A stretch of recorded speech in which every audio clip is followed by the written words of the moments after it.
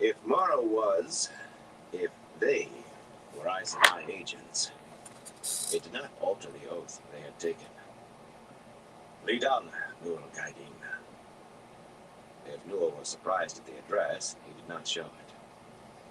The inn that Drummond took him to, or what had been an inn once, had the look of headquarters for a campaign, all bustle and scurry.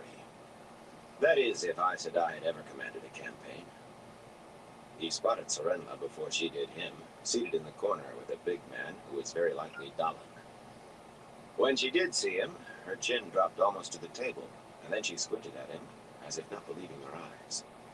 Dallin appeared to be asleep with his eyes open, staring at nothing.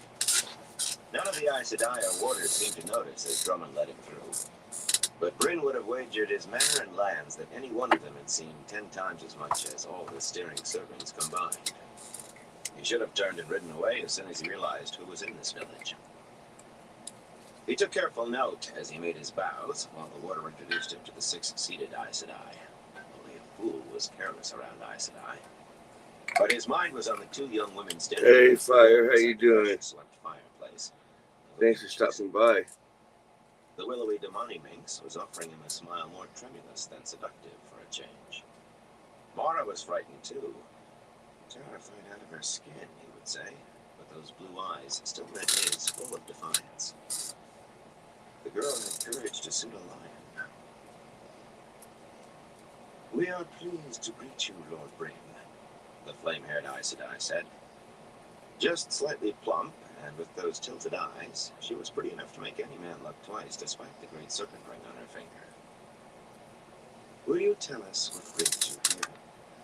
"Of course, Sheriam," said I.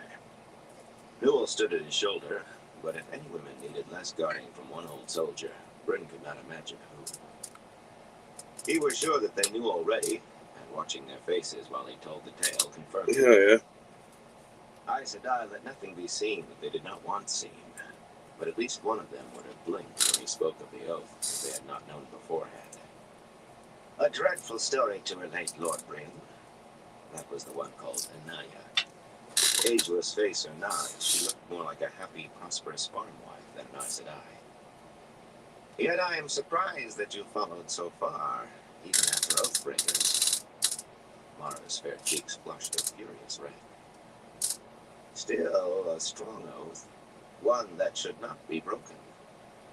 "Unfortunately," Sheriam said, "we cannot let you take them quite yet." So they were Aes Sedai agents. Hey, John McDonald, how you doing, bro? Should not be broken, yet you mean to keep Thanks for stopping by. "They will honor it," Mirel said, with a glance at the pair by the fireplace that made them both stand straighter.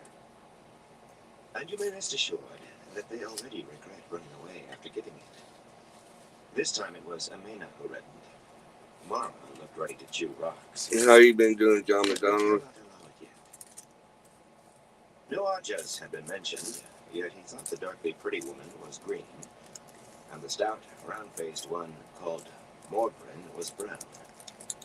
Perhaps it was the smile that Morel had given Drummond when the man brought him in, and Morgren's air of thinking of something else. Hell yeah. In truth, they did not say when they would serve, and we have a use for them. This was foolish. He should apologize for disturbing them and leave. And that was foolish, too.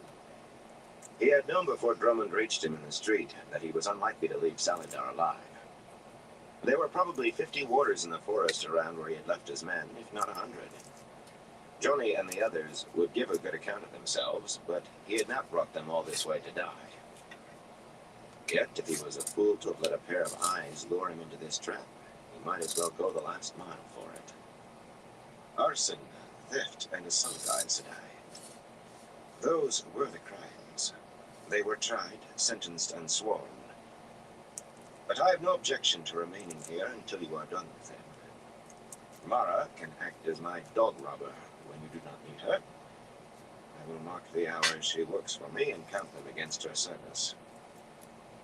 Mara opened her mouth angrily, but almost as if the women had known that she would try to speak, 6 pairs of Aes Sedai eyes swiveled to her in unison.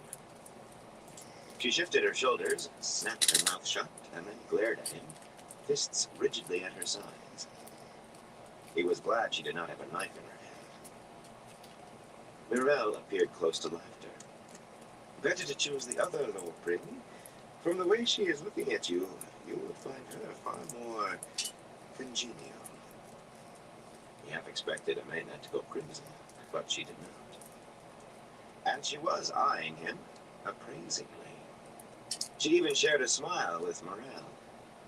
Well, she was Damani after all, and considerably more so than when he saw her last, it seemed. Carminia, cold enough to make the others seem warm, leaned forward. He was wary of her, and of the big-eyed one named Fiona. He was not sure why, except that if he were in the game of houses here, he would say both women reeked of ambition. Maybe he was involved in exactly that. You should be aware, Carminia said coolly, that the woman you know as Mara is in reality Swan Sunshine, formerly the Amelin seat. Amena is really Leanna Shani, who was the keeper of the Chronicles. That was all he could do, not to gape like a country lout. Now that he knew, he could see it in Mara's face, in Swan's. The face that had made him back down, softened into youth. "How?" was all he said. It was almost all he could have managed to say. "There are some things men are better off not knowing," Sheriam replied fully. "And most women." Mara? No, he might as well think of her by her right name. Swan had been stilled. He knew that. Give me 1 second, everyone. Something to do with stillage. If that Swan Okay, we'll get my lighter. Keeper, he was ready to wager she had been stilled too. But talking about stilling around Aes Sedai was a good way to find out how tough you were. Besides, when they began going mysterious with you, Aes Sedai would not give a straight answer if you asked whether the sky was blue. They were very good, these Aes Sedai. They had lulled him, then hit hard when his guard was down. He had a sinking feeling that he knew what they were softening him for. It would be interesting to learn whether he was right. It does not change the oath they took. If they were still Amelin and Keeper, they could be held to that oath by any law, including that of Tarvalin. Since you have no objection to remaining here, Sheriam said, Yeah. you may have Swan as your body servant when we do not need her. You may have all three of them, if you wish, including Min, whom you apparently know as Serena, all the time. For some reason, that seemed to irritate Swan as much as what had been said about her. She muttered to herself, not loud enough to be heard. And since you have no objections, Lord Bryn, while you remain with us, there is a service that you can give us. The gratitude of Aes Sedai is not immeasurable, Warlord said. He will be serving the light and justice in serving us, Carminia added. Leona nodded, speaking in serious tones. You serve Morghese and Andor faithfully. Serve us as well, and you will not find exile at its end. Nothing we ask of you will go against your honor.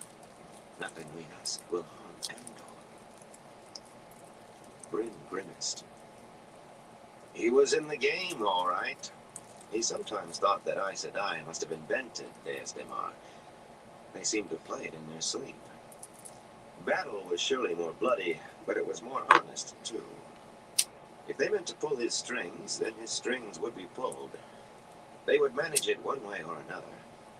But it was time to show them he was not a brainless puppet. The White Tower is broken, he said flatly. Those Aes Sedai eyes widened, but he gave them no chance to speak. The Archers have split. That is the only reason you can all be here. You certainly don't need an extra sword or two. He eyed Drummond and got a nod in return. So the only service you can want out of me is to lead an army. To build one first, unless you have other camps with a good many more men than I saw here. And that means you intend My to toadstone before. Shiriam looked vexed, and Naya worried, then Carlinia, on the point of speaking, Guess they don't get went on. like little pieces of crumbs on you. He expected he would be doing a great deal of listening to them in the months to come. Very well. I've never liked Elida, and I cannot believe she makes a good omelet. More importantly, I can make an army to take Tavalin. So long as you know the journey will be bloody and long. But these are my conditions. They stiffened to a woman at that, even Swan and Liana. Men did not make conditions for Aes Sedai. First, the command is mine. You will tell me what to do, but I decide how. You give commands to me, and I give them to the soldiers under me. Not you. Not unless I have agreed to it first. Several mouths opened, Carlinia's and Bayonin's first, but he continued. I assign men, I promote them, and I discipline them, not you.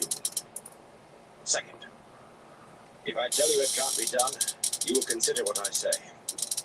I don't ask to usurp your authority. Small chance they will allow that. Yet I do not want to waste men because you do not understand war. It would happen, but no more than once he was lucky. Third, if you begin this, you will stay the course. I will be putting my head in a noose, and every man who follows along with me. And should you decide half a year from now that Elida as Amelin is preferable to war, you will pull that noose tight for every one of us who can be hunted down. The nations may stay out of a civil war in the Tower, but they'll not let us live if you abandon us. Elida will see to that.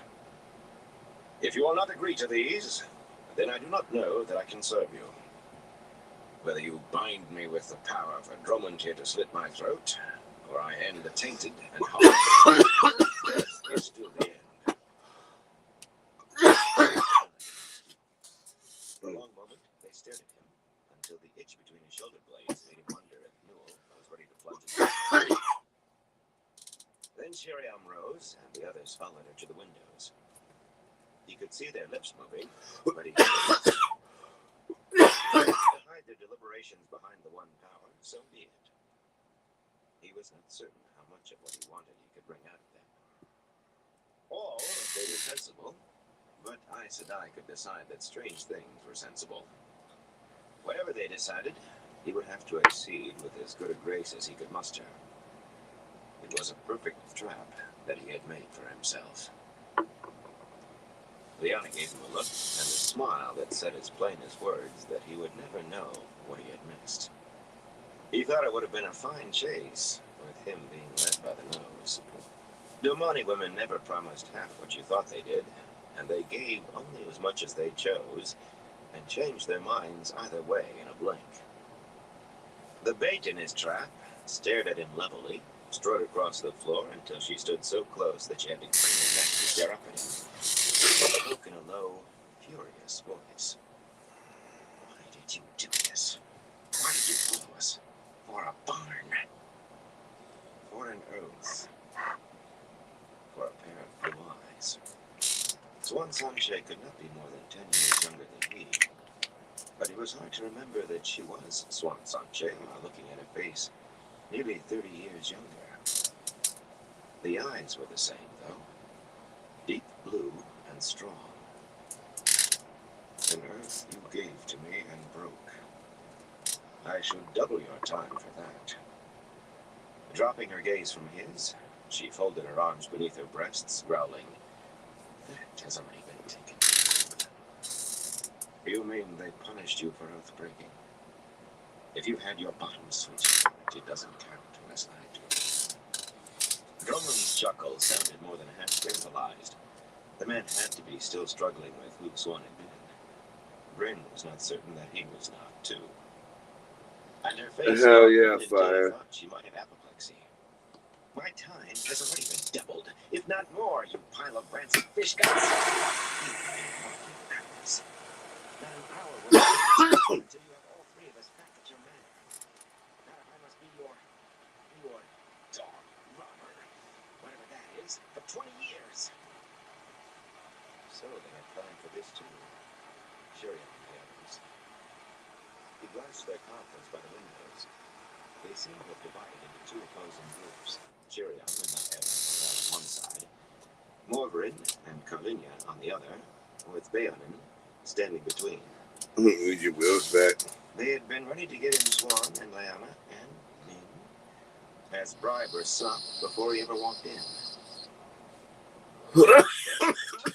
Which meant he was on the weaker side. They were desperate enough to get him what he needed.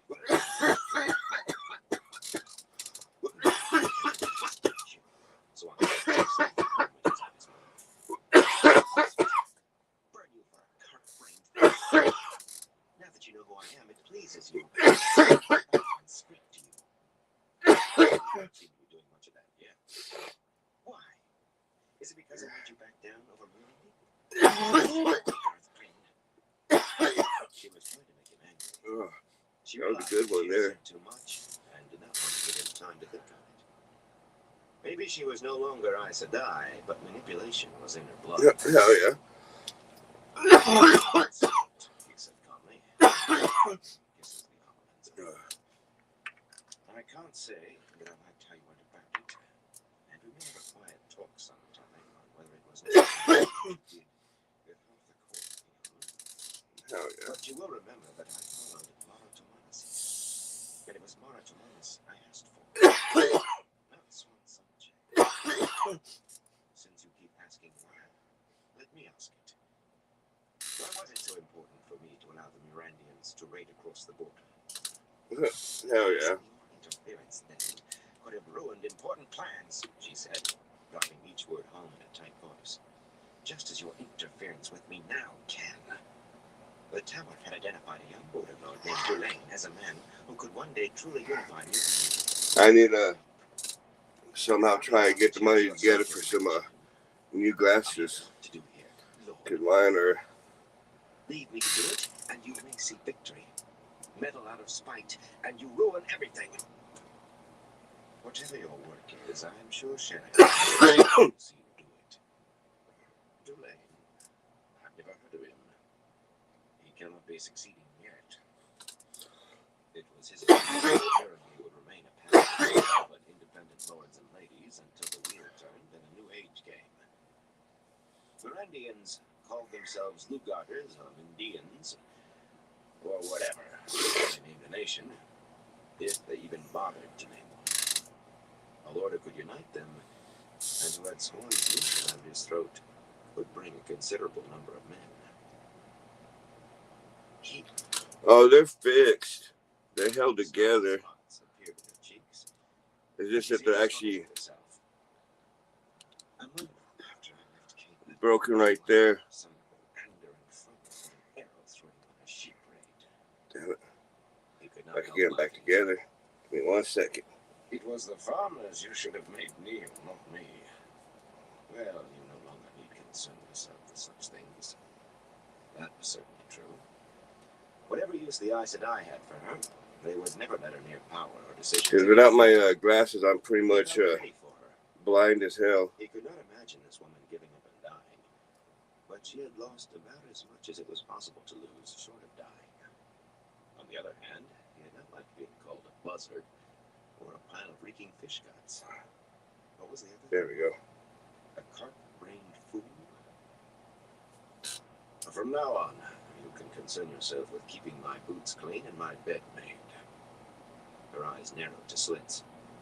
If that is what you want, Lord, The pre-made ones, they ain't gonna work for you me. should choose Leanna. 'Cause I need ones for She astigmatism be and enough.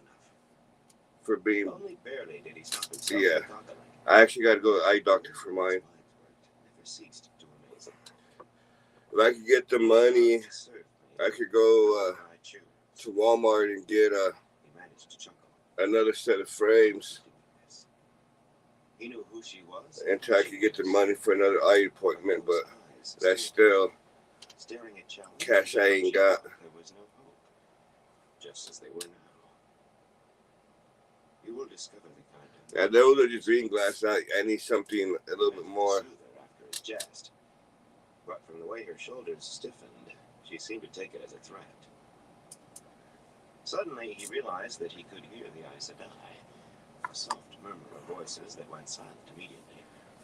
They stood together, staring at him with unreadable expressions. Oh, that's Swan. Their eyes followed her as she started back to where Liana stood. Yeah, because Walmart has them, but they're Each step came a little quicker than the one before. they could be like between like $50 and up for just the frames. Face told no more than theirs. A remarkable woman. He was not sure he could have done it well. Cheers. The Aes Sedai were waiting for him to approach. But hey, they When he did, I'm not too much of a rush because they still see they still stay on, and I'm able to see. So Carlinia at least did not look as though she thought they were reasonable at all. But he did not. yeah, and they'll switch them out right there. It's just getting the money to get the frames. He knelt where he was. Cause it can't be just any frame. It's actually got to be at least that shape. He did not care whether they used the power to bind him to his oath or search for truth. Because he was not sure they could. They got to be in too much the shape to where you could just pop them back in, or pop them in the lenses or the frame, should I say? Pair of eyes, like a bull goose fool country boy. He was cart-brained. I do pledge and vow that I will serve you faithfully until the White Tower is. I need at least a little bit just to get the frames, because yeah, like I said, it's at least about 50 or more for fight to get the right lenses, since I gotta. There's only certain ones I can get. Building and directing your army to the best of my ability. When the low buzz of talk in the common room died, Min looked up from the patterns she had been idly sketching on the table with a finger dipped in wine. Loghain stirred too, for a wonder, but only to stare at the people in the room, or maybe through them. It was hard to tell. Gareth Bryn and that big Ilianer warder came out of the back room first.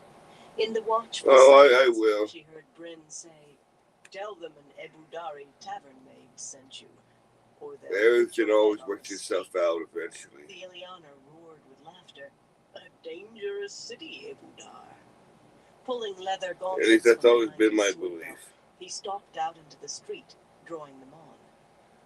The talk began to. If it happens, it happens. If not, Min could not hear what Bryn hey, I said can still to see. her, but she strode It may look like snarling to I herself. should be on Revenge of the Then Nerds that with sinking feeling that the with Aes them looking Sedai like this, decided but that hey, they were going to what can I honor say? that cool oath Swan had been so proud of. I can see. That's all that matters. If she could convince herself that the pair of warders lounging against the wall would not notice, she would be out of the door and into Wild Rose's saddle in a flash.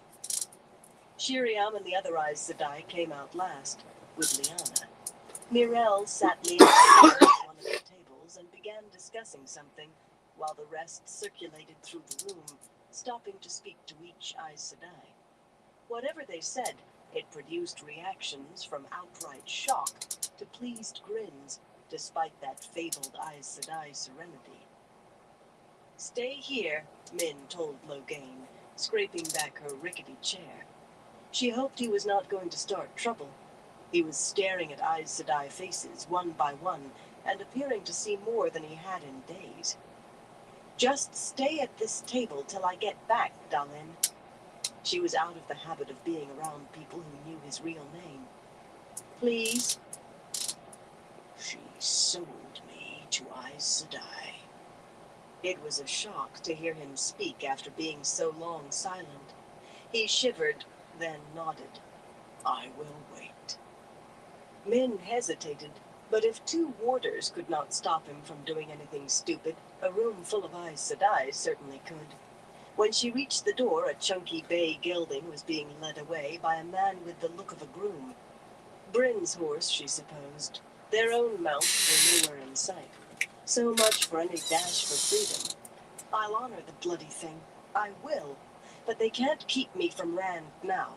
I've done what Swan wanted. They have to let me go to him." The only problem was that Aes Sedai decided for themselves what they had to do, and usually what other people had to do as well. Swan nearly knocked her down, bustling back in with a scowl on her face, a blanket roll under her arm, and saddlebags over her shoulder. "Watch Loghain," she hissed under her breath without slowing. "Let no one talk to him." She marched to the foot of the stairs, where a gray-haired woman, a servant, was starting to lead Bryn up, and fell in behind. From the stare she fixed on the man's back, he should have been praying she did not reach for her belt knife. Min smiled at the tall 1 second, stranger everyone. who had followed her to the door. He stood 10 feet away, barely glancing at her, but she had no illusions. "We're guests now. Friends." He did not return the smile.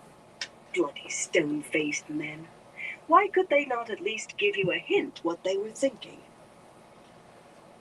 Loghain was still studying the Aes Sedai when she got back to the table. A fine time for Swan to want him kept silent, just when he was beginning to show life again. She needed to talk to Swan. "Loghain," she said softly, hoping neither of the warders lounging against the wall could hear. They had hardly seemed to breathe since taking their positions, except when one had followed her. "I don't think you should say anything until Mara tells you what she has planned. Not to anyone." "Mara?" He gave her a dark sneer. "You mean Swan Sanche?" So he remembered what he had heard in his days. "Does anyone here look as if they want to talk to me?" He returned to his frowning study. No one did look as if they wanted to talk with a gentle false dragon. Except for the 2 warders, no one seemed to be paying them any mind at all. If she had not known better, she would have said the Aes Sedai in the room were excited.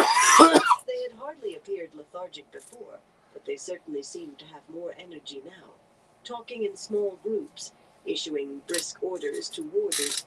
The papers they had been so intent on largely lay abandoned. Shiriam and the others who had taken Swan away had returned to the room at the back, but Lyanna had 2 clerks at her table now, both women writing as fast as they could. And a steady stream of Aes Sedai were coming into the inn, disappearing through that rough plank door and not coming out. Whatever had happened in there, Swan had surely stirred them up. Min wished she had Swan at the table, or better yet, somewhere alone, for 5 minutes. Doubtless at that moment she was beating Bryn over the head with his saddlebags. No, Swan would not resort to that for all of her glares. Bryn was not like Loghain, larger than life in every dimension, every emotion. Loghain had managed to overpower Swan for a time with sheer hugeness. Bryn was quiet, reserved, not a small man certainly, but hardly overbearing. She would not want the man she remembered from Core Springs as an enemy, but she did not think that he would hold out long against Swan. He might think she was going to meekly serve out her time as his servant, but Min had no doubts who would end doing what who wanted. She just had to talk to the woman about him. As if Min's thoughts had brought her, Swan came stumping down the stairs, a bundle of white under her arm. Stalked down was Nero's tooth. If she had had a tail, she would have been lashing it. She paused for 1 instant, staring at Min and Loghain, then marched toward the door that led to the kitchens. "Stay here," Min cautioned Loghain, "and please say nothing until Swan can talk to you." She was going to have to get used to calling people by their right names. Hey, Fortner. He did not even look. Cheers, brother. She Hope you're caught up doing with well, Swan bro. in a hallway short of the kitchen. The rattle and splash of pots being scrubbed and dishes washed drifted through gaps where boards had dried in the kitchen door. Swan's eyes widened in alarm. "Why did you leave him? Is he still alive?" "He'll live forever, for all I can see.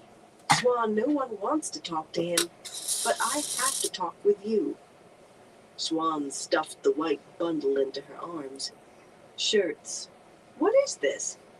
"Gareth bloody Bryn's bloody laundry," the other woman snarled. "Since Hope you all are y'all are these doing good something today. girls too, you Or can tonight, wash them. should I say. I must speak with Loghain before anyone else." Something caught her arm as she tried to brush past. You can spare 1 minute to listen.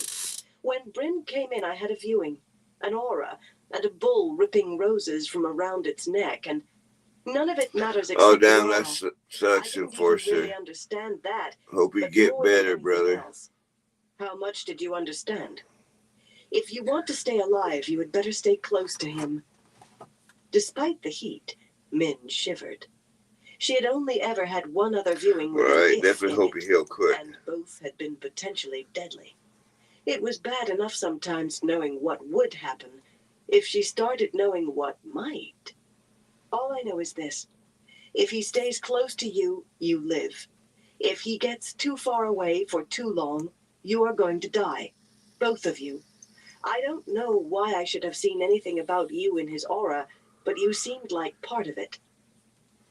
Swan's smile turned to peel of hair. I would soon sail on a hull full of last month's eels. I thought he'd follow us. Are they really going to make us go with him? No, Min. He is going to lead our armies to victory and make my life the pit of doom. So he's going to save my life. I don't know that it is worth it. Taking a deep breath, she smoothed her skirts. When you have those washed and ironed, bring them to me. I will take them Oh, up to you. damn, that sucks, You can clean Enforcer. his boots before you go to sleep tonight. We have a room, a cubbyhole, near him, so we will be close if he calls to have his bloody pillows plumped. She was gone before Min could protest. Staring at her wadded shirts, Min was sure that she knew who was going to be doing all of Gareth Bryn's laundry, and it was not Swan Sanche. Rand bloody Alcor. Fall in love with a man and you ended up doing laundry. It belonged to another man. She marched into the kitchen to demand a wash tub and hot water, snarling every bit as much as Swan. Hell yeah. 29. Well, this is Memories the of Saldeia. bucket that goes on that little dab rig. Lying on his bed in the dark, in his shirt sleeves, Kadir idly twirled one of his large kerchiefs between his hands. The wagon's open windows let in moonlight, but not much breeze. At least Kyrian was cool. Someday he hoped to return to Saldeia, to walk in the garden where his sister Teodora had taught him his first letters and numbers. He missed her as much as he did Saldeia. The deep winters when trees burst from their sap freezing, and the only way to travel was by snowshoes or skis. In these Southlands, spring felt like summer, and summer like the pit of doom. Sweat rolled out of him in streams. And all I do is I With had every sigh, he pushed his fingers into a small gap where the bed was built into the wagon. The folded scarf rustled. He left it there. He knew the I words can on it put it by like heart. this, and You are not if alone. I wanted with to. strangers. A way has been chosen. Just that. And use without my signature, of course. nectar He had collector found it on it. slipped under his door when he retired for the night. There was a town not a quarter of a mile away, Ironrod. You know what? Before I But try even that, if let the me soft take a bed drink remained real empty quick. there, he doubted whether the eye And we'll would give allow that him a to spend shot. the night away from the wagons, or that the eyes that eye would. For the moment, his plans fit in well enough with Moraine's. Perhaps he would get to see Tarvalin again. A dangerous place of some sort, but the work there was always important and invigorating. He put his mind back on the note, though he wished he could afford to ignore it. The word chosen made him sure it came from another dark friend. Oh, that His sucks, first surprise, he'd Enforcer. been receiving it now. That's always sad when you gotta put one of your Nearly 2 animals months ago, down. right after Jason Attell attached himself to Randolph Thor, for reasons the man had never deigned to explain, and his new partner, Kylie Shaogi, had disappeared. He suspected she was buried in the waste with a thrust from the tail's knife through her heart and small riddance. Soon after that, he had been visited by one of the chosen, by Lanfear herself, given him his instructions. Let's do some Automatically, his train hand went wreck. to his chest, feeling through his shirt the scars branded there. He mopped his face with the kerchief. Part of his mind thought coldly, as it had at least once a day since, that they were an effective way to prove to him that it had not been an ordinary dream, an ordinary nightmare. Another part of him almost gibbered with relief that she had not returned. Now I gotta try it like The this. second surprise of the note had been the hand. A woman's hand, unless he missed his guess by a mile, and some of the letters formed in what he now knew for an Aiel way. Natal had told him that there must be dark friends among the Aiel, dark friends in every land among every people. But he had never wanted to find brothers in the waste. Aiel would kill you as soon as look at you, and you could put a foot wrong with them by breathing. Taken all in all, the note spelled disaster. Natal had told some Aiel dark friend who he was. Angrily twirling the kerchief to a long, thin cord, he snapped it tight between his hands. If the Gleeman and Kylie had not had proofs that they stood high in dark friend councils, he would have killed them both before going near the waste. The only other possibility made his stomach leaden. A way has been chosen. Maybe that had only been to put the word chosen down, and maybe it was meant to tell him that one of the chosen had decided to use him. Huh. They're gonna heat that nail up a little bit more. She would simply have spoken to him in his dreams once more. In spite of the heat, yet he had to wipe his face again too. He had the feeling that Lanfear was a jealous mistress to serve. But if another of the chosen wanted him, he would have no choice. Despite all the promises made when he had given his oaths as a boy, he was a man of few illusions. Caught between two of the chosen, he could be flattened like a kitten beneath a wagon wheel. They would notice as much as the wagon did. He wished he were home in Saldadia. He wished he could see Theodora again. A scraping at the door brought him to his feet. For all his bulk, he was more agile than he let anyone see. Mopping his face and neck, he made his way past the brick stove that he certainly had no need for here, and the cabinets with their ornately carved and painted uprights. When he pulled the door open, a slender figure swathed in black robes Definitely makes it a lot past him. smoother. He took one quick look around the moonlit darkness to make certain no one was watching. The drivers were all snoring beneath the other wagons, and the Aiel guards never came among the wagons themselves. I quickly shut the door again. You must be happy, he chuckled. Take off that robe and make yourself comfortable. No, she said bitterly from the shadowed depths of her cowl. She stood stiffly, but every now and then she twitched. The wool must be even itchier than usual tonight. He chuckled again. As you That wish. sucks, Enforcer. Beneath those robes, he suspected the maidens of the spear still allowed stolen jewelry. She had become prudish in ways since the maidens had her. Why the woman had been stupid enough usually to around steal, here. he did not understand. He had certainly made no objections when they It sometimes gets hard to find it. He was only glad that they had not thought he was involved. But when it comes around, I tend to made his task more difficult. get hold of Have a you little anything bit to and report on Althor and her tale? try to make it A major last. part of Lanfear's instruction had been to keep a close eye on those. And he knew no better than to put a woman in his bed. Excuse me. Any man told his bedmate things he had vowed to keep secret, boasted of his plans, revealed his weaknesses. Even if he was Oh, the damn, chosen that sucks, reborn, Enforcer. and this Dawn fellow, the Aiel called him. She shot That really briskly. sucks, bro. At least I can come near Natal. Come near him. Excuse me.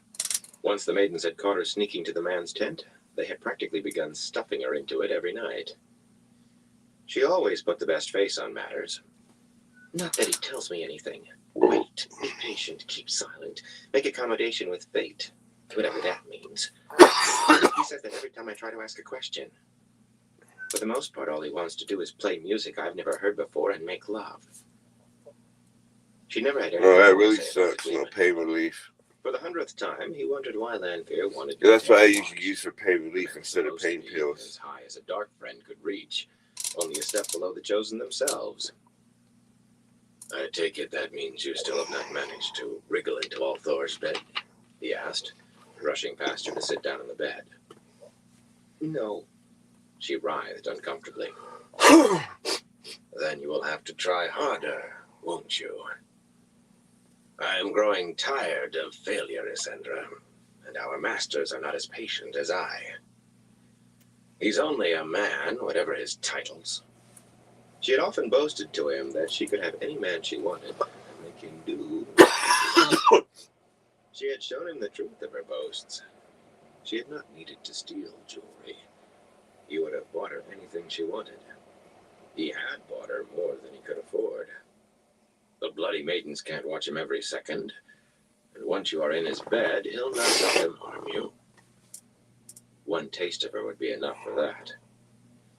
I have full faith and confidence in your abilities. No. If anything, the word was shorter this time. He rolled and unrolled the kerchief irritably. No is I know, Forster. You have a good night. And I hope you heal up quick, brother. Not all lords or ladies by any means. A groom might give orders to a lady, a beggar to a magistrate. But their commands were at least as strictly enforced as any noble's, and usually more so. Not a word our mistress will like to hear. Essendra shuddered. She had not believed his tale until he showed her the burns on his chest, but since then, one mention of Lanfear had been enough to quell any rebellion on her part. This time she began to weep. I cannot have none. When we stopped tonight, I thought I might have a chance in a town instead of tents, but they caught me before I got within 10 paces of him. She pushed back her hood, and he gaped as moonlight played over her bare scalp. Even her eyebrows were gone. They shaved me, Hadnan, Adeline and Anila and Jolene. They held me down and shaved every hair. They beat me with nettles, Hadnan. She shook like a sapling in high wind, sobbing slack-mouthed and mumbling the words. I hit you from shoulders to knees, and I burned too much to scratch. They said they'd make me wear nettles the next time I so much as looked in his direction. They meant it, Hadnan. They did. They said they'd give me to Avienda, and they told me what she would do. I cannot, Hadnan. Not again. I cannot. Stunned, he stared at her. She had had such lovely dark hair. Yet she was beautiful enough that even being bald as an egg only made her seem exotic. Her tears and sagging face detracted only a little. If she could put herself into Althar's bed for just one night. It was not going to happen. The maidens had broken her. He had broken people himself, and he knew the signs. Eagerness to avoid more punishments became eagerness to obey. The mind never wanted to admit it was running from something, so she would soon convince herself that she really wanted to obey, that she really wanted nothing more than to please the maidens. What does Avienda have to do with it? He muttered. How soon before Essendra felt the need to confess her sins as well. Althor has been betting her since Ruidion, you fool! She spends every night with him. The maidens think she will marry him. Even through her sobs, he could detect resentful fury. She would not like it that another had succeeded where she failed. Doubtless that was why she had not told him before. Avienda was a beautiful woman, despite her fierce eyes, full-breasted compared to most of the maidens, yet he would stack Essendra against her, if only... Essendra slumped in the moonlight coming through the windows, quivering from head to toe, sobbing open-mouthed, tears rolling down her cheeks that she did not even bother to wipe away. She would grovel on the ground if Avienda frowned at her. Very well, he said gently. If you cannot, then you cannot. You can still pry something out of Natail. I know you can. Rising, he took her shoulders to turn her toward the door. She flinched away from his touch, but she did turn. Natail won't not want to look at me for days, she said petulantly around hiccups and sniffs. Sobs threatened to break out again any moment, but his tone seemed to have soothed her. I'm red, Hadnan. As red as if I had laid naked in the sun for a day. And my hair, it will take forever to grow back. As she reached for the door, her eyes going to the handle, he had the kerchief spun to a cord in an instant and around her neck. He tried to ignore her rasping gurgles, the frantic scraping of her feet on the floor. Her fingers clawed at his hands. but he stared straight ahead. Even keeping his eyes open, he saw Theodora. He always did when he killed a woman. He had loved his sister, but she had discovered what he was, and she would not have kept silent. Issendra's heels drummed violently, but after what seemed an eternity, they slowed, went still, and she became a dead weight dragging at his hands. He held the cord tight for a count of 60 before unwinding it and letting her fall. She would have been confessing next, confessing to being a dark friend, pointing a finger at him. Rummaging in the cabinets by touch, he pulled out a butchering knife. Disposing of a whole corpse would be difficult, but luckily the dead did not bleed much. The robe would absorb what little there was. Maybe he could find the woman who had left the note under his door. If she was not pretty enough, she must have friends who were also dark friends. Natil would not care if it was an Aiel woman who visited him. Kadir would rather have betted a viper himself. Aiel were dangerous. And maybe an Aiel would have a better chance than Isendra against Aviendha. Kneeling, he hummed quietly to himself as he worked, a lullaby that Theodora had taught to him. Chapter 30. A Wager. A soft night breeze stirred across the small town of Ironrod, then faded. Sitting on the stone rail of the wide flat bridge in the heart of the town, Rand supposed the breeze was hot. It had hardly felt so after the waste. Warm for nighttime, perhaps, but not enough to make him unbutton his red coat. The river below him had never been large, and was half its normal width now. Yet he still enjoyed watching the water flow north, moon shadows cast by scudding clouds playing across the darkly glittering surface. That was why he was out here in the night, really. To look at running water for a time. His wards were set, surrounding the Aiel encampment that itself surrounded the town. The Aiel themselves kept a watch a sparrow could not pierce unseen. He could waste an hour being soothed by the flow of a river. It was surely better than another night where he had to order Moraine to leave so he could study with Asmodean. She had even taken to bringing his meals to him and talking while he ate, as if she meant to cram everything she knew into his head before they reached the city of Cairhien. He could not face her begging to remain, actually begging, as she had the previous night. For a woman like Moraine, that behavior was so unnatural that he had wanted to agree simply to stop it. Which was very likely why she had done it. Much better an hour listening to the quiet, liquid ripplings of the river. With luck, she would have given up on him for tonight. The 8 or 10 paces of clay between water and weeds on both sides below him was dried and cracked. He peered up at the clouds, crossing the moon. He could try to make those clouds give rain. The town's 2 fountains were both dry, and dust lay in a third of the wells not fouled beyond cleaning. Try was the word, though. He had made it rain once. Remembering how was the trick. If he managed that, then he could try not to make it a drowning deluge and a tree-snapping windstorm this time. Asmodean would be no help. He did not know much about weather, it seemed. For everything the man taught him, there were 2 more that made Asmodean either throw up his hands or give a lick and a promise. Once he had thought that the Forsaken knew everything, that they were all but omnipotent.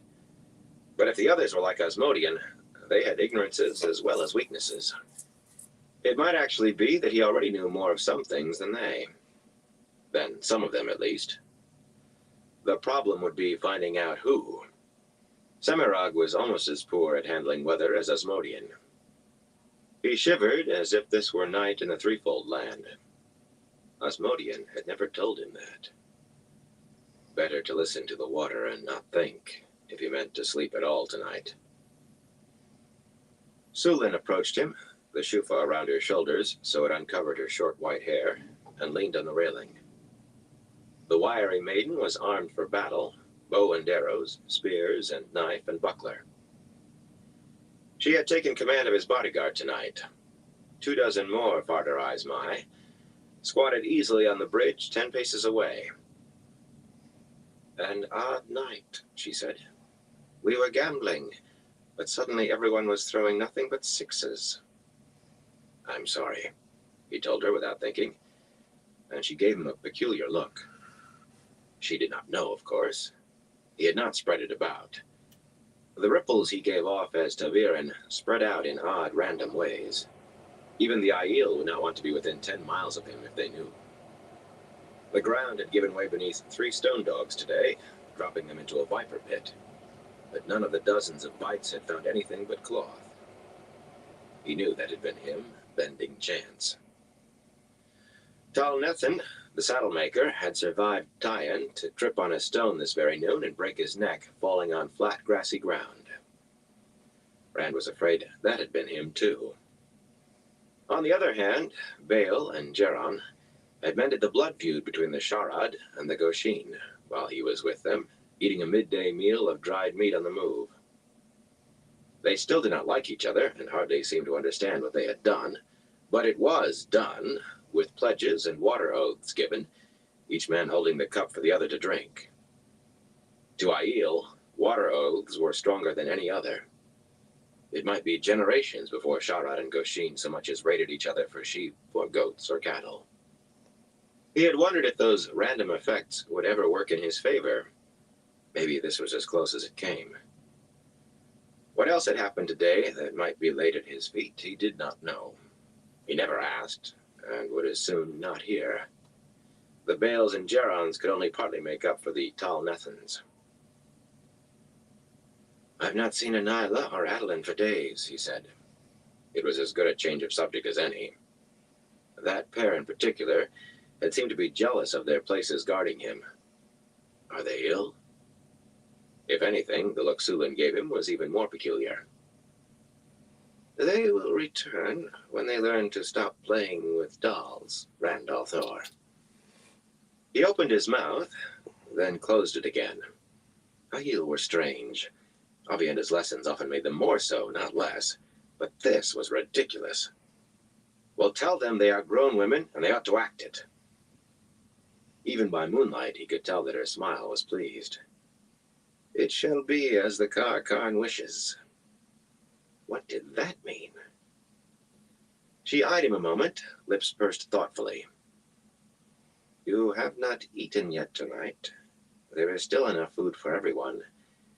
And you will not fill one belly by going hungry yourself. If you do not eat, people will worry that you are ill. You will become ill. He laughed softly, a hoarse wheeze. The Kar 1 minute, and the next. If he did not fetch something to eat, Sulin would probably go get it for him, and try to feed him to boot. I will eat. Moraine must be in her blankets by now. This time, her odd look was satisfying. For a change, he had said something that she did not understand. As he swung his feet down, he heard the ring of horses' hooves walking down the stone-paved street toward the bridge. Every maiden was upright in an instant, face veiled, half-knocked arrows. His hand went to his waist by instinct, but the sword was not there. The Aiel felt strange enough about him riding a horse and carrying the thing at his saddle. He had not seen any need to offend their customs more by wearing it. Besides, there were not many horses, and they were coming at a walk.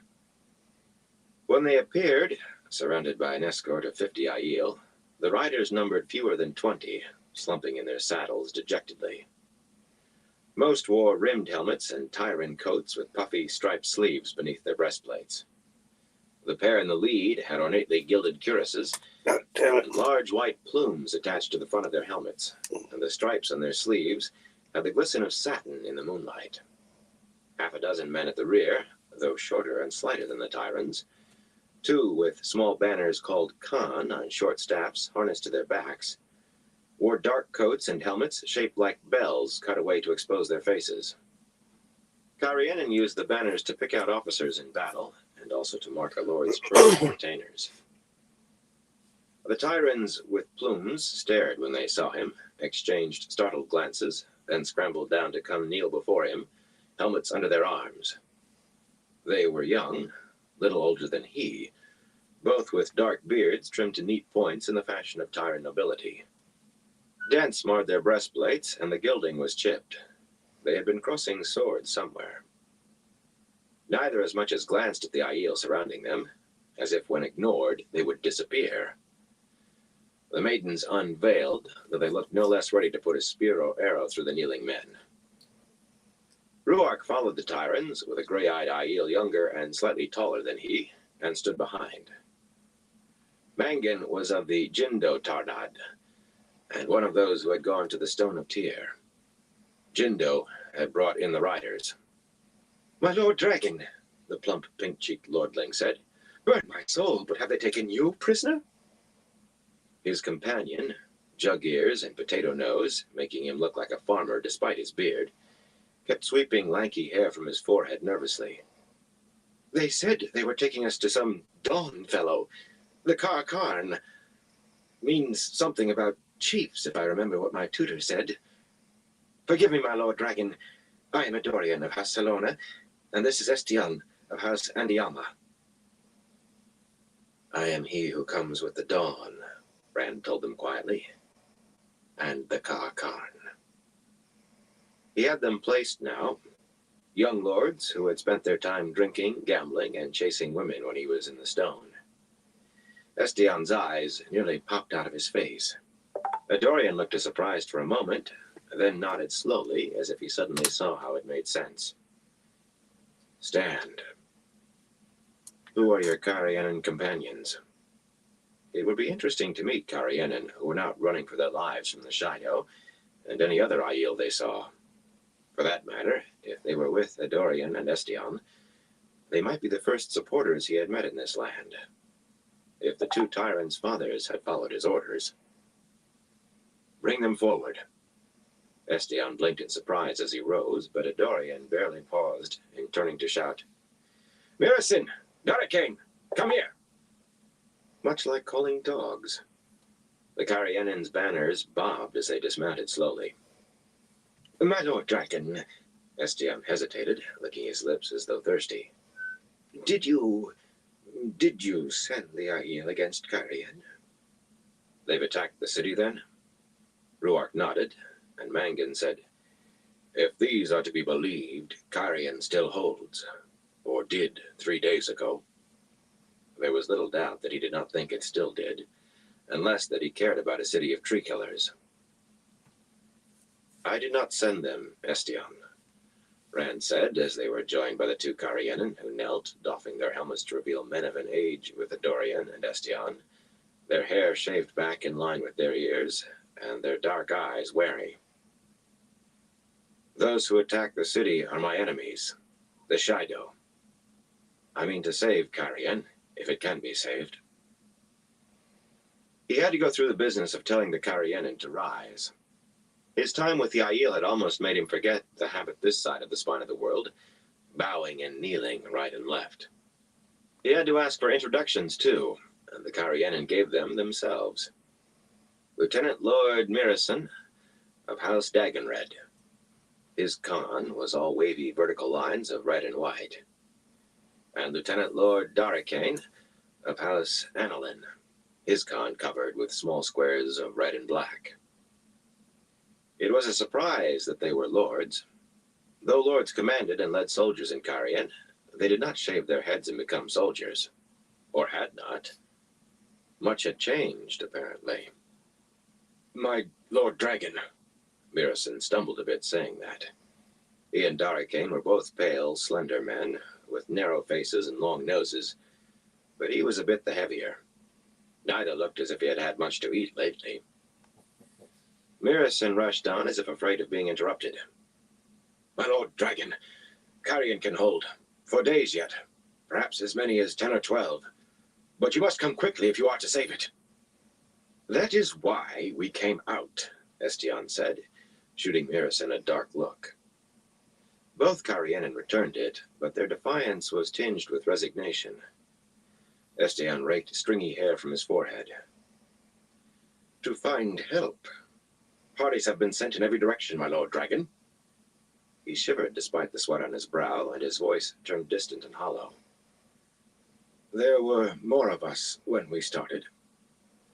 I saw Borin go down, screaming with a spear through his guts. He'll never turn a card or chop again. I could use a mug of strong brandy. Dorian turned his helmet and gauntleted hands, frowning.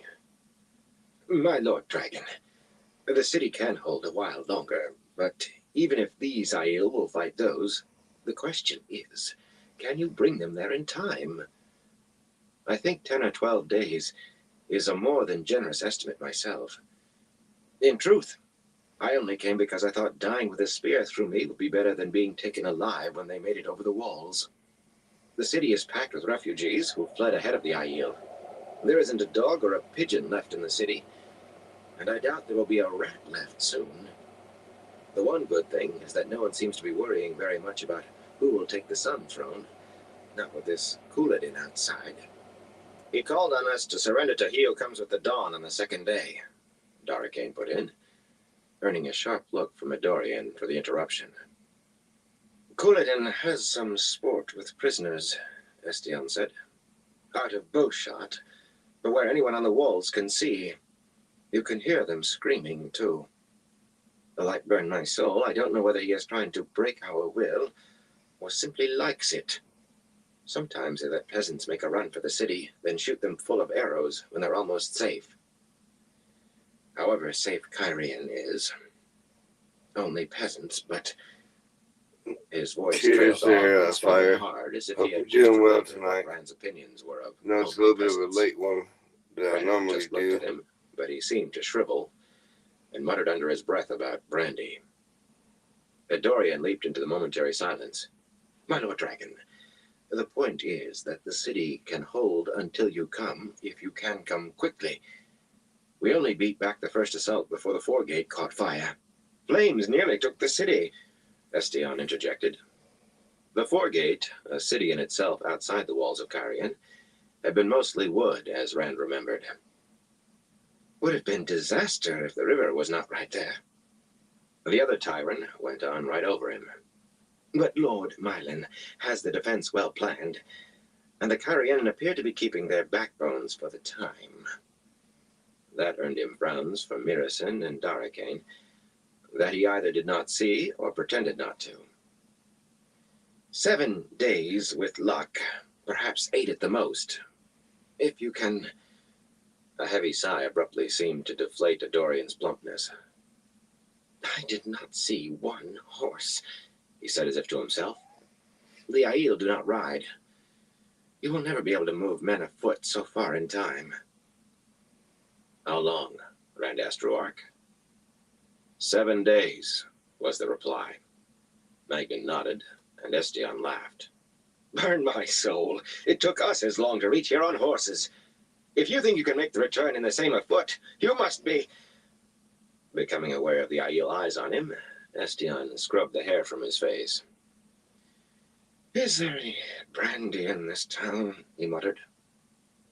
It isn't how fast we can make it, Rand said quietly, but how fast you can. If you dismount some of your men and use their horses for spares. I want to let Mylan and Cairhien know that help is on the way. But whoever goes will have to be sure he can keep his mouth shut if the Shaido take him. I do not intend to let Couladin know any more than he can learn on his own. Estion went whiter in the face than the Cairhienin. Mirasen and Darakain were on their knees together, each seizing one of Rand's hands to kiss. He let them, with as much patience as he could find. One bit of Moraine's advice, that had the ring of common sense, was not to offend people's customs, however strange or even repulsive, unless you absolutely had to, and even then, think twice. We will go, my Lord Dragon, Mirasen said breathlessly. Thank you, my Lord Dragon, thank you. Under the light, I vow I will die before revealing a word to any but my father or the High Lord Mylan. Grace favor you, my Lord Dragon, the other added. Grace favor you, and the light illumine you forever. I am your man to the death. Rand let Mirasen say that he was also Rand's man before taking his hands back firmly and telling them to stand. He did not like the way they were looking at him. Dorian had called them like hounds, but men should not look at anyone as if they were dogs gazing at a master. Dorian drew a deep breath, puffing his pink cheeks, and let it out slowly. I suppose if I made it out in one piece, I can make it back in. My Lord Dragon, forgive me if I offend, but would you care to wager, say, 1,000 gold crowns that you can really come in 7 days? Rand stared at him. The man was as bad as Matt. I don't have 100 crowns silver, much less 1,000 in. Sulin broke in. He has it, Tyron, she said firmly. He will meet your wager if you make it 10,000 by weight. Dorian laughed. Done, I yield. And worth every copper if I lose. Come to think, I'll not live to collect if I win. Come, Marison, Darkane. It sounded as if he were summoning dogs to heel. We ride. Rand waited until the three had made their bows and were halfway back to the horses before rounding on the white-haired maiden. What do you mean I have 1,000 gold crowns? I've never seen 1,000 crowns, much less 10,000. The maidens exchanged glances as if he were demented. So did Ruark and Mangan. A fifth of the treasure that was in the Stone of Tyr belongs to those who took the Big stone, ass bit. and will be claimed when they can carry it away.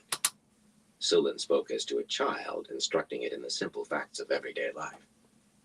As chief and battle leader there, 1/10 of that fifth is yours.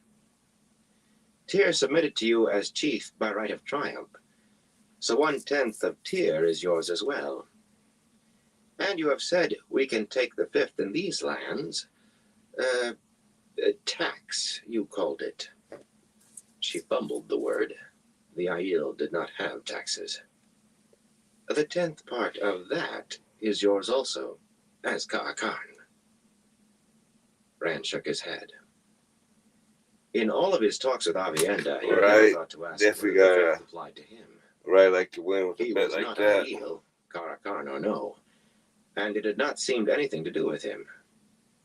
Well, it might not be a tax, but he could use it as king's. He bet 1,000 and she jumped it up to Unfortunately, he had 10,000. only the vaguest idea how that was. That's like Vegas style betting there.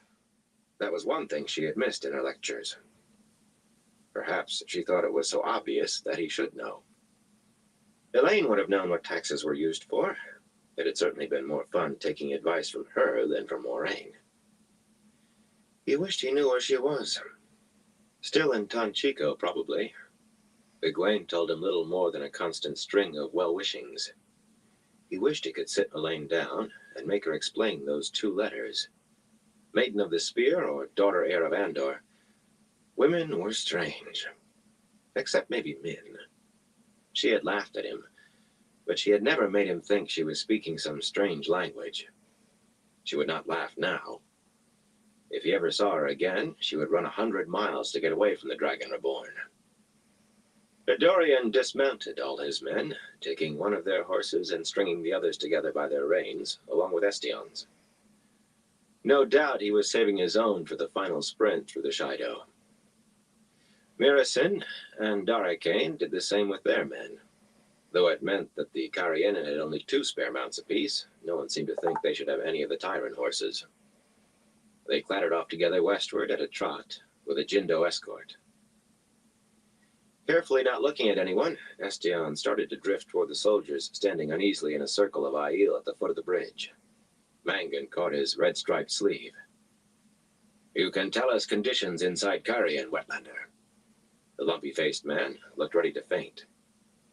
I am certain he will answer any questions you ask, Rand said sharply, emphasizing the final word. They will only be asked, Ruark said, taking the Tyrant's other arm. He and Mangan seemed to be holding the much shorter man up between them. Warning the city's defenders is well and good, Randalthor, Ruark went on. But we should send scouts. Running, they can reach Carian as soon as those men on horses, and meet us coming back with word of how Couladin has disposed the Shido. Rand could feel the maiden's eyes on him, but he looked straight at Ruark. Thunderwalkers, he suggested. Shamad Kanda, Ruark agreed. He and Mangan turned Estion, They were holding him up and started toward the other soldiers. "Ask," Rand called after them. "He is your ally and my liegeman." He had no idea whether Estion was that last or not. It was another thing to ask Moraine. Or even how much of an ally he really was. His father, the High Lord Torion, had plotted against Rand enough, but he would allow nothing close to Couladin's ways. Ruark turned his head and nodded. Time for another dab. "You tend your people well, Rand al'Thor." Sulan's voice was flat as a plain plank. "I try," he told her. He was not about to rise to the bait. Whoever went to scout the shadow, some would not return, and that was that. "I think I will have something to eat now and get some sleep." It could not be much more than 2 hours to midnight, and sunrise still came early this time of year. The maidens followed him, watching the shadows warily as if they expected attack, and talk flickering among them. But then, Aiel always seemed to expect attack. Chapter 31. The Far Snows. The streets of Ironrod ran straight and met at right angles, where necessary slicing through hills that were otherwise neatly terraced with stone. The slate-roofed stone buildings had an angular look, as if they were all vertical lines. Ironrod had not been included. No people had been there when the shadow slept through. A good many of the houses were only charred beams and hollow, ruined shells, however, including most of the wide 3-story marble buildings with balconies that Moraine had said belonged to merchants. Broken furniture and clothes littered the streets, along with shattered dishes and shards of glass from windows, single boots and tools and toys. The burning had come at different times. Rand could tell that much himself, from the weathering of blackened timbers and how much smell of char lingered where. But Lan had been able to chart the flow of battles, by which the town had been taken and retaken. By different houses contending for the Sun Throne, most likely, though from the look of the streets, the last to hold Ironrod had been brigands. A good many of the bands roaming Cairhien held allegiance to no one and to nothing except gold. It was to one of the merchants' houses, the largest of the town's 2 squares, 3 square stories of gray marble with heavy balconies and wide steps with thick angular stone side rails, overlooking a silent fountain with a dusty round basin. A chance to sleep in a bed again had been too good to pass up, and he had hopes that Avienda would choose to remain in a tent. Whether his or with the wise ones, he did not care, so long as he did not have to try going to sleep while listening to her breathe a few paces away. Recently, he had begun imagining he could hear her heartbeat, even when he had not taken hold of Saidin. But if she did not stay away, he had taken precautions. The maidens stopped at the steps, some trotting around the building to take positions on all sides. He had feared that they would try declaring this a roof of the maidens, even for one night. And so as soon as he had chosen the building, one of the few in town with a sound roof and most of the windows unbroken, he had told Sulan that he was declaring it the roof of the Winespring brothers. No one could enter who had not drunk from the wine spring in Emmons Field. From the look she had given him, she knew very well what he was up to, but none of them followed him beyond the wide doors that seemed to be all narrow vertical panels. Inside, the large rooms were bare, though white-robed Guy Shine had spread a few blankets for themselves in the broad entry hall. Its high plaster ceiling worked in a pattern of severe squares. To one more last dab for was tonight. beyond him, even had he wanted Then I'm to. gonna call it As the much night so as for right keeping now. Moraine out if she was not It asleep is elsewhere. almost 2:30. Whatever orders he gave about not being disturbed, she always found a way to make the maidens let her by. And it always took a direct command for her to go before she would leave. The Guy Shine rose smoothly, men and women, the door closed. They would not sleep until he did, and some would take turns remaining awake in case he wanted something in the night. He had tried ordering them not to, but telling Guy Shine not to serve according to custom was like kicking a bale of wool. Whatever impression he made was gone as soon as your toes were. He waved them away and climbed the marble stairs. Some of those Guy Shine had salvaged a few bits of furniture, including a bed and 2 feather mattresses. Yeah, And be he was on looking again forward to tomorrow. washing and if I'm not doing an earlier live as of soon as he Diablo. opened the door to his bedchamber. Avienda had not chosen to remain with the tents. She stood before the washstand with its mismatched cracked bowl and pitcher, a cloth in one hand and a bar of yellow soap in the other. She had no clothes on. All right, everyone. I'm gonna call it the end of, for right now. Probably be on up. I will be on again tomorrow. But I want to thank everyone for stopping by and everyone who continues to come and chill with me. Definitely appreciate all y'all's support. Till next time, everyone. Y'all stay safe out there.